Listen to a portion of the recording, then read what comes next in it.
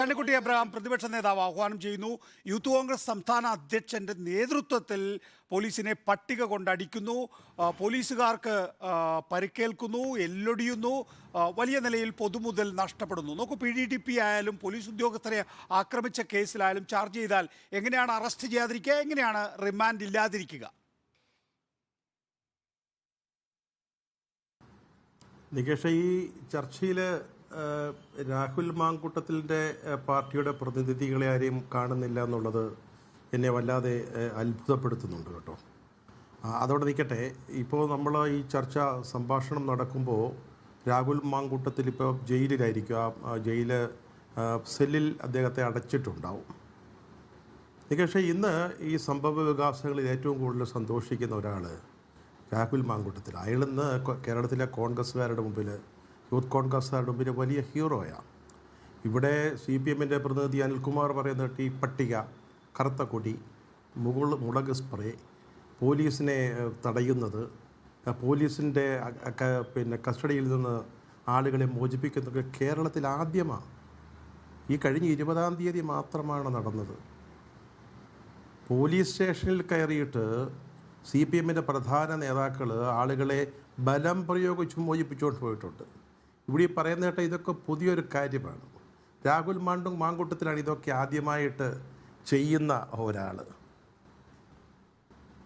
ഇത് നേരത്തെയും അറസ്റ്റുകളുണ്ടായിട്ട് ഒരു അമ്മയെപ്പറ്റി പറഞ്ഞു. ഒരമ്മ മാലയിട്ട് സ്വീകരിച്ചു. എനിക്ക് സന്തോഷമേ ഉള്ളൂ. ഗവർണർക്കെതിരായിട്ട് പ്രക്ഷോഭം നടത്താൻ അവസരം കിട്ടിയ മകളെ ഓർത്ത് അഭിമാനിക്കുന്ന ഒരു അമ്മ.